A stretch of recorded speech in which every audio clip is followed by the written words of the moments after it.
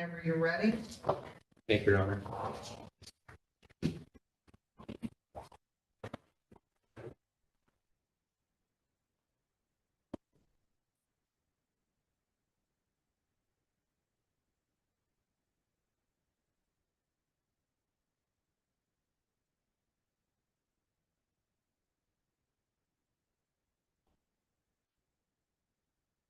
May it please the court. My name is Drew Corbin. I'm here on behalf of the appellant, Trudy Corbin, who also happens to be my mother. This is a simple case. This is a landlord-tenant dispute. The fact of the matter is there's a signed, handwritten agreement between the parties that they've been performing on for the last 5 years.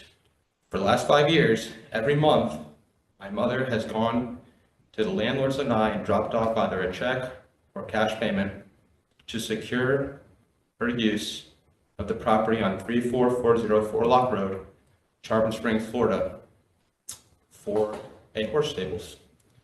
She trains and takes care of horses, and she's done it for the last 14 years.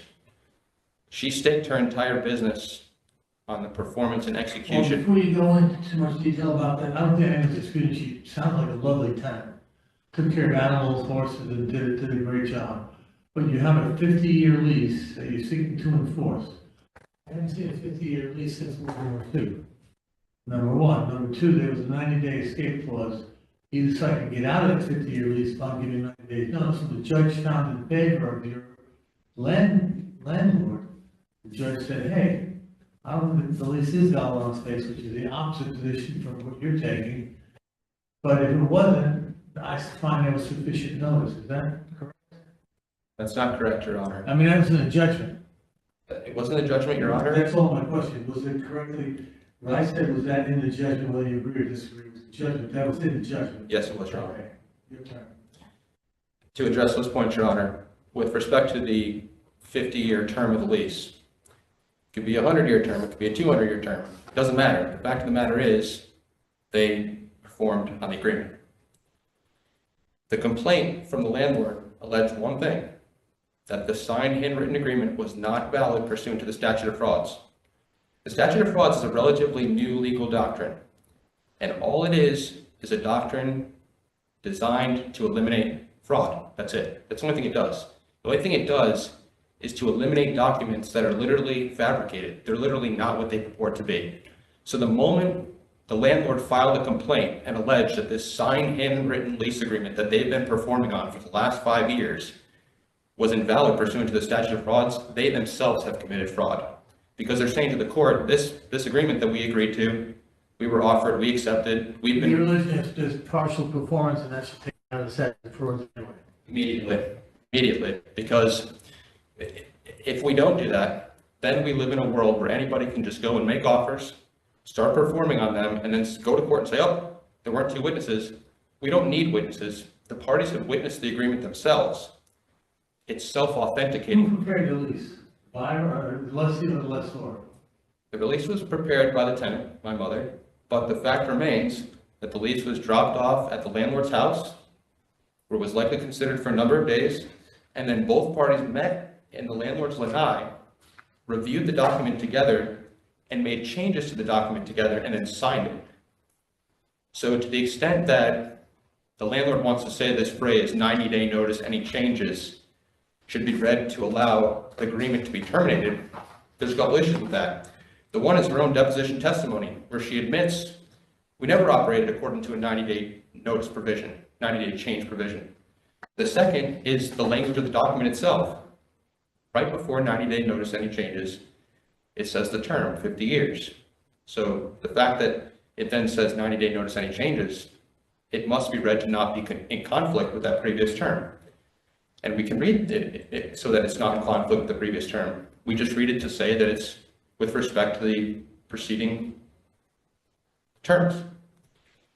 There's no punctuation after it, and it only applies to those terms. If we read it to say that, we can... Now, your client voluntarily left the property after the writ of possession was issued.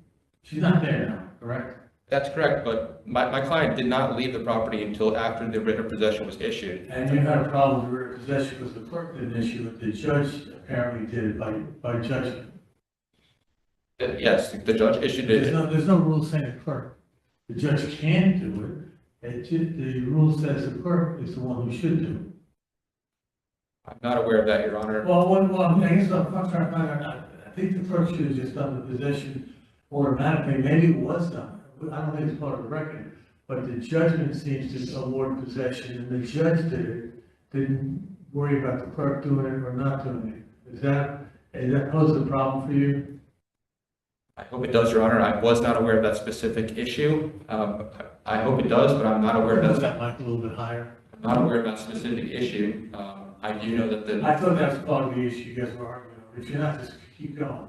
No, I look at this case very simply and I say there's a signed handwritten agreement that's been performed on for the last 5 years.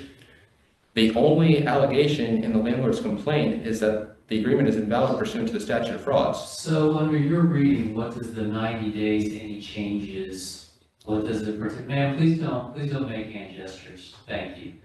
What does the 90 days, any changes mean? To me, it's very clear what it means. It means that there were 90 days to make any changes to the terms that precede the phrase. And we know that's true by the landlord's own deposition testimony where she says, we didn't make any changes within 90 days. So she's admitting that's the right that we had. And then we look at her actions. She didn't give 90 days notice. But I thought the leasehold term actually preceded the any changes 90 days. So by that argument, that means that the 90 days, any changes could potentially terminate the 50-year lease, which isn't unreasonable because, as Judge Valenti pointed out, 50-year commercial leasehold is uncommonly long. I mean, it's almost a fee. Let me take the flip side of that. So we got to look at it from the tenant's perspective. Is the tenant going to agree to this lease where she's trying to secure a long-term arrangement on this property because she's got senior horses that are at risk of losing their lives if literally they're just moved from the property because they're 30 years old, which is old for a horse. She's trying to secure a long-term arrangement. She's not going to agree to something that allows her to be terminated in 90 days. And the landlord didn't even have the authority to act upon that provision because the landlord didn't approach the trial court on a basis of breach. The landlord didn't allege that they had the right to change the agreement within 90 days. The landlord approached the court and said, here's this signed handwritten agreement that I've been performing on for the last 5 years. It's invalid because it's not evidenced by 2 witnesses. And the moment the landlord did that, they committed fraud. So as far as the 90-day notice changes, it can't mean what the landlord now wants it to mean. Okay, well then help me out. What does it mean? Because it was a negotiated term, it got written in there. So what is it? 90 days any changes to the monthly rent? That doesn't seem likely. 90 days changes to the scope of the number of stalls? That doesn't seem, so what does it mean?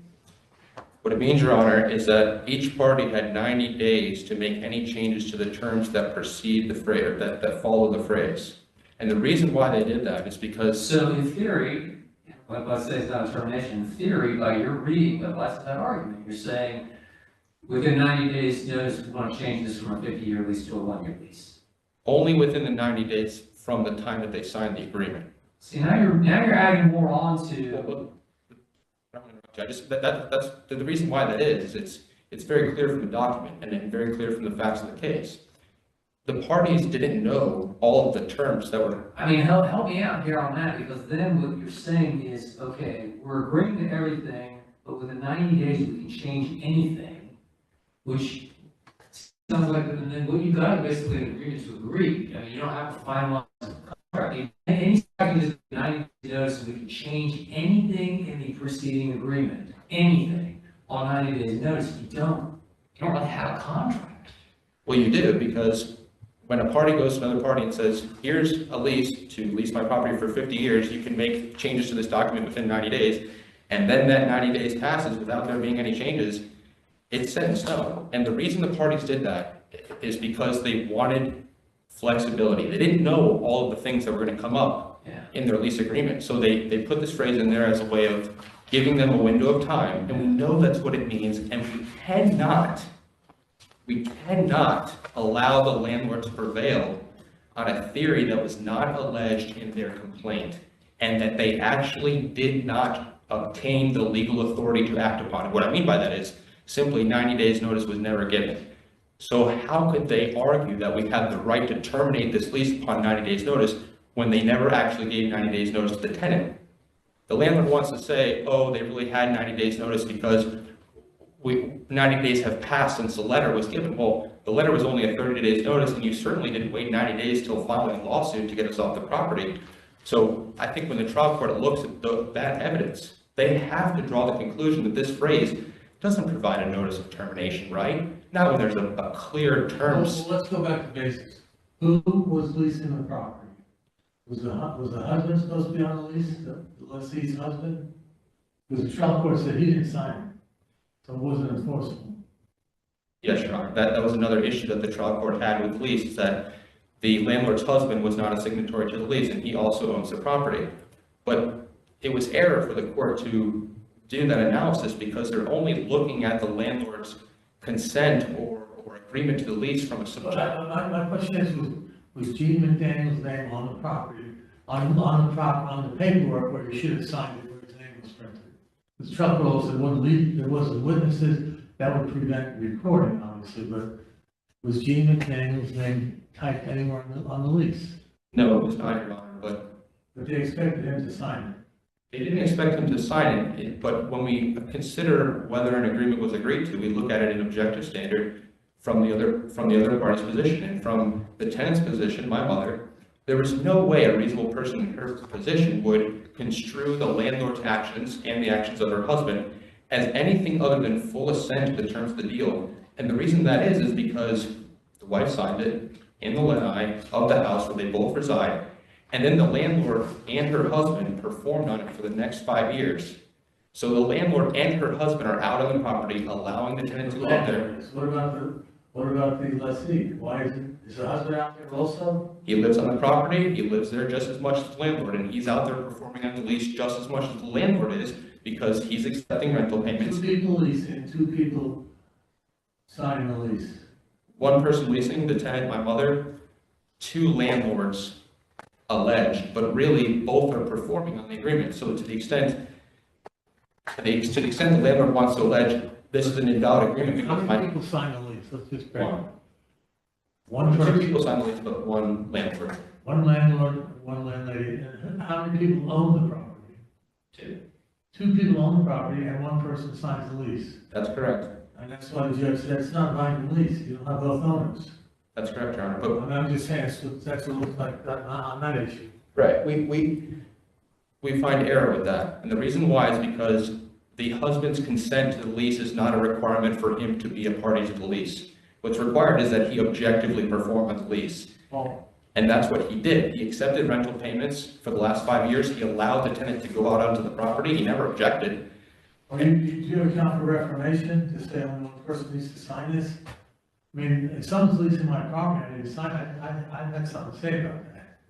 Right, and if your spouse leased your property to somebody else and that somebody kept going onto your property for 5 years, that somebody would be reasonable to expect that you were also agreeing to that, to agreeing to what your spouse had signed. You're talking legalese now, or you're talking reality? Because reality, you're right.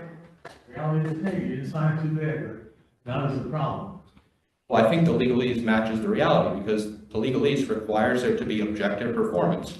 Again, the husband, Gene, could have not known about the lease agreement at all. He could have subjectively been, totally against it with his wife and said, why are we still doing this? Why are we still doing this?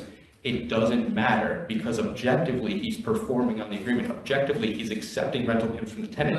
Okay, you keep talking about objectively, tie that to a defense or a legal claim that you asserted. So, Was there, you just wanted to mention reformation, was there an estoppel claim, was there an estoppel defense, was there implied contract that it should be implied that he's a party to this contract such as your story? our defense and our answer was that the agreement had been partially performed, and that was all that we would have been required to allege based on the allegations in the complaint, because the only thing the complaint alleged was, here's this handwritten agreement that we've been performing on, and it's not valid pursuant to the statute of frauds. So we say, well, yes, it is, we've been performing on it. And then they go and say, oh, well, actually, my husband didn't consent, actually, we have a 90-day notice termination provision.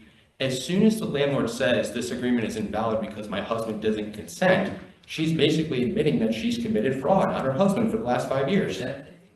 You've said that like 3 or 4 times and mentioned it numerous times in your brief. I get it, I'm really trying to focus this on tying this to an actual claim that was asserted by either party, and that was adjudicated by the court. Right, okay, so let me take that. So to that point, I mean, we're not going to make any claim in our answer with respect to the idea that Gene, the husband, is not performing on the agreement because it wasn't alleged in the complaint. But as soon as it's alleged, it's a very simple legal argument to say, of course he's a party to the agreement, he's been performing on it for the last 5 years. It doesn't matter that he didn't sign the agreement. The fact of the matter is, he's accepted lease payments for the last 5 years, he's allowed the tenant to be on the property for the last 5 years. No reasonable person in the tenant's position could construe that. What's the But they tie that to a legal theory, though. I mean, I hear what you're saying. You're making the arguments really well, but tie that to what legal theory is that tied to that binds a non-signatory to a lease agreement, contract? What binds that non-signatory to? What legal claim? What ship are you sailing? Yeah, it's part of performance. That's what it is. She's the husband, the landlord has. So it's an implied contract. Is that what because part performance only matters in a contract theory claim? I don't think it's implied. I think it's the very agreement that's at issue in this dispute. Again, the tenant knows that the landlord signed this agreement. The tenant knows that the landlord's husband is performing on the agreement. So the landlord. Let me make this easier, okay? Because I'm not doing a good job conveying what my concern is. My concern is, let me give you a hypo. All right, my wife enters into an agreement of some sort where she agrees to provide website hosting services or website design services, and she's performing on that agreement in my house, and she does it for years for a client. The client's not happy. The client sues her, and the argument is made is, hey, Matt Lucas he's aware of that agreement. He's a signatory to that as well. She's been performing all the time in his house, in the house that they share. How am I now a signatory to that contract? That's the concern that I have. You're not a signatory, but you've performed on the agreement objectively, and so you. So you would say I would be liable on that? I think you would, because you're indicating to the other party that you are performing on it, and no reasonable person in that position would construe your actions. I'm doing nothing but sharing my house with my wife in this scenario. Right, as when your wife is also a signatory to the agreement. And look, the facts are. Yeah. Sorry, I just want to let you know you're at the 5 minute. Okay. Use your time however Thank want, you. but If I may, say some for could I reserve 3 minutes for rebuttal, and I'll just. Yeah. So, look, to your point, those facts are even worse here, and here's why. Because the landlord's husband has been performing on it from even before when they signed. The facts establish that the landlord's husband was out with the tenant and the landlord reviewing the property, okay, with the tenant's clients. So the tenant's out there with her clients, with the landlord and the landlord's husband, looking at the property to determine its viability for whether she can operate her business on it. How is a reasonable person in her position supposed to think that he's not agreeing to this agreement when his wife goes and signs the agreement in their house and then performs on it for the next 5 years? He would have had to almost immediately, gone to the tenant and said, I don't agree with this. I don't know what you signed. I don't know why you're here, but I don't agree with this. If he doesn't do that, if he's silent, then he starts to indicate to the tenant, I'm agreeing to this objectively. No reasonable person could think otherwise, because you have a husband and a wife that are performing on an agreement. The wife signs it. The husband was there before the negotiations. He's there after. Attorney, what are you saying? She didn't have a power of attorney to sign for his behalf. His name is not on the lease. Maybe all he was agreeing to was just a month-to-month kind of deal. Like, let's see how it works. Maybe that's all he's agreeing to. But that's not the law, Your Honor. It doesn't matter what he was subject. This is the one-page lease. That's right. This is ripped out of a notebook. It's a holographic lease. I haven't seen anything that crazy looking in the law, not to be deferential, but usually on a 40-page lease for been that long, and usually 5 or 10-year increments. You just don't have a 50-year lease and claim that's valid and enforceable. So I can understand where the judge was coming from. Judge probably never saw one like that either. Courts have upheld oral agreements under similar circumstances, not just written agreements. It's not the vehicle by which the agreement is conveyed, it's whether the parties actually agree to it, and there's no way. Of course there is. Holding up the property doesn't mean I sub the lease, and I understand it thoroughly. There's no ambiguities, and I agree to everything in there. Right, so maybe there's not evidence that he subjectively agreed to it in his mind, but that's not the law. The law is whether a reasonable person in the tenant's shoes would construe his actions So as. you had an actual trial, and the judge said there's no valid lease and other things. Well, we're here on. I'm not sure what the argument is that the judge got it wrong. The judge got it wrong, Your Honor. We are here on competing motions for summary judgment. The judge is saying this lease agreement isn't valid because the landlord's husband didn't consent. That's not even the law, whether the landlord's husband consented to it. The law is whether his actions would indicate to a reasonable person in the tenant's position that he was agreeing. And again, when we look at, he's there looking at the property with the tenant, he's there allowing the tenant onto his property for 5 years. Under your theory, no one has to ever sign a lease. They can just occupy it and say, we have an agreement verbally and it's binding. And we partly performed it and paid for 5 years. I think it's a factual scenario, right? It's dependent on the facts. But as time starts to go on, maybe instantly, because there were case law that was cited where, hey, my husband didn't agree to this, my wife didn't agree to this, she wasn't in the room. All of those cases were challenged instantly, within a matter of weeks that they didn't agree to it. Here, this is different. We have the husband saying, I didn't consent to this 5 years later. So we have 5 years of objective performance on the signed handwritten lease agreement, including him accepting the rental payments for 5 years. And then, Sorry, you need to wrap up. You're at the end of your 20 minutes. if I could just make one more point. No, you need to wrap up. Okay. You've had 20 minutes. Thank you. All right, sir.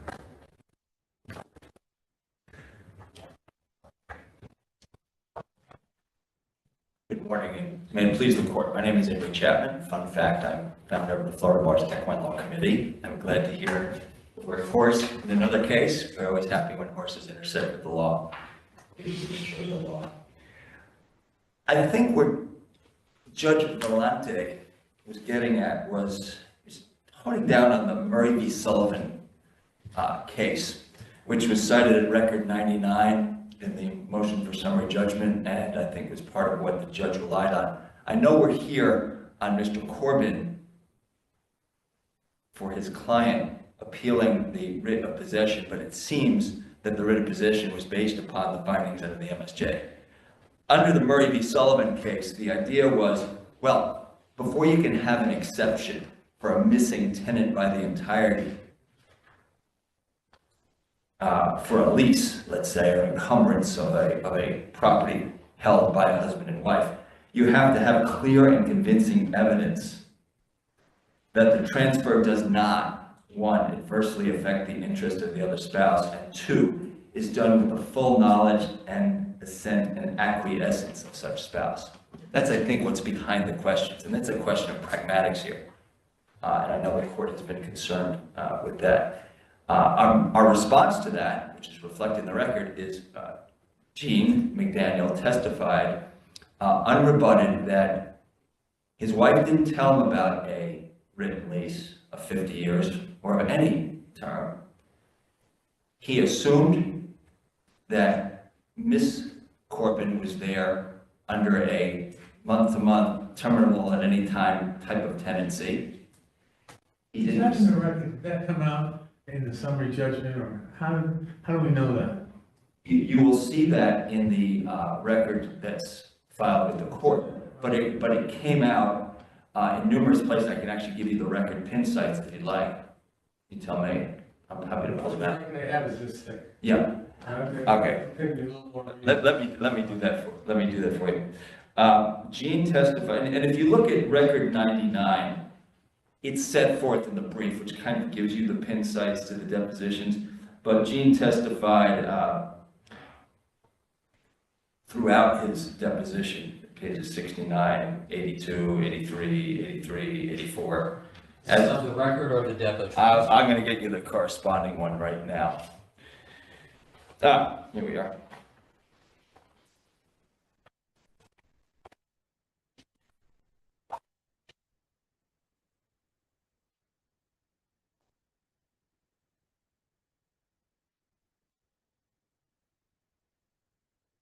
I'll get it to you in just a second because I don't want to waste some time. It's all part of the record there that Jean testified and Diane testified as well in her deposition, also part of the record, that she never told anybody, she had forgotten about the written lease, she didn't tell Jean, and that Trudy Corbin took the lease with her once it was signed and never received a copy. So she didn't even think about it. So what does that leave you with? I'll get to those citations in just a second. That leaves you with a gentleman who's a tenant by the entirety.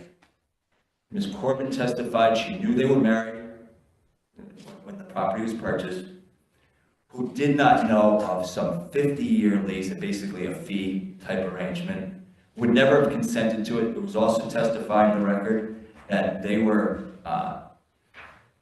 in their 50s. A 50-year lease would have been lifetime for them and would have for their children for whom they purchased the property, also part of the record testimony, would have put the children subject to Ms. Corbin's lease until the children were in their 60s.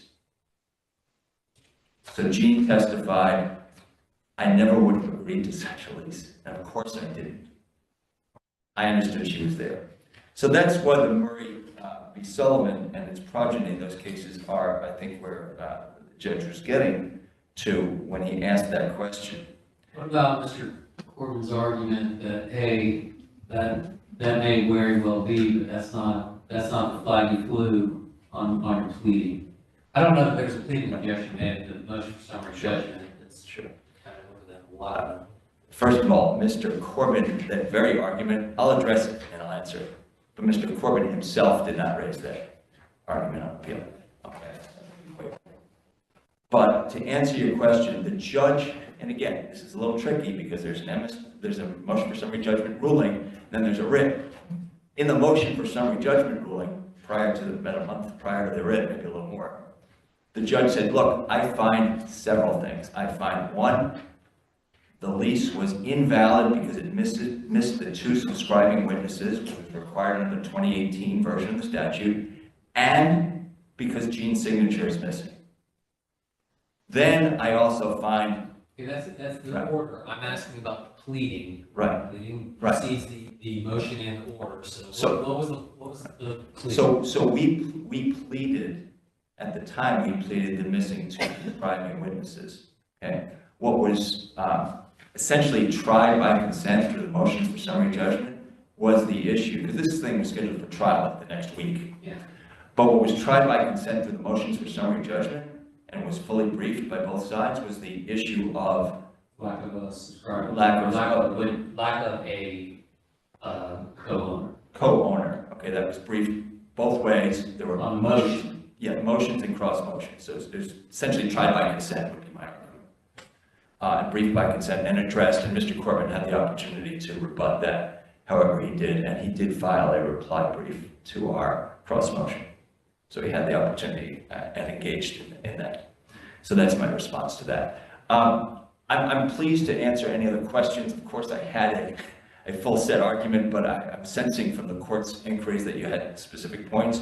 If not, I can certainly, in the time I have, dive into that. You tell me, and I'll proceed either way. Any questions? No questions here. Thank you. Okay, so I'm just going to make pinpoint a couple points real briefly then, if there weren't any specific questions. Again, I think it's important to understand that this was sort of like a decision tree type of result. It was, okay, again, let's look at the face of the handwritten lease prepared by the lessee. The judge found, under summary judgment, that there were some issues with it, well, I'll say technically or statutorily. Missing subscribing witnesses under the 2018 statute, missing Jean Daniel, the tenancy by the entirety signature. But if, and it says alternatively, or alternately, in the MSJ order, if it's valid, it still is terminable upon 90 days. I apply the plain meaning of the statute, plain meaning of the language there. 90 days does not mean something like 90 days only to terminate. It doesn't mean anything like that. It's very clear. It's a 90-day notice, any changes. Change can be termination. Judge Lucas raised the point that could have changed the contract to be a one-year term. By the way, you raised something about agreement to agree. I actually briefed that in our appeal brief response. That was an issue of an illusory contract. If you could change if you could change anything in a contract, then basically you have and I will if I want to argument, which is another way illusory contracts have been phrased. And our position was, well, then alternately the contract was an illusory contract, even if the court didn't find. So that was how we got to where we were. The writ of possession, emergency writ, was issued after Diane Corman put in an affidavit at record, it's either 1095 or 11 or 1118, where she said, look, there's fires going on, there's people there with liability waivers, there's business being conducted, there's all sorts of things that aren't good there happening, this is dangerous. So the judge had her own reasons to issue the writ, independent of finding the lease to be invalid. So I think that's important to note. At this point, from a pragmatic standpoint, we had a lease. The theories were tested by Mr. Corbin. They were fully heard by the judge. They were fully briefed. Any issue that wasn't raised in the pleading was then tried by consent. 1 second, please.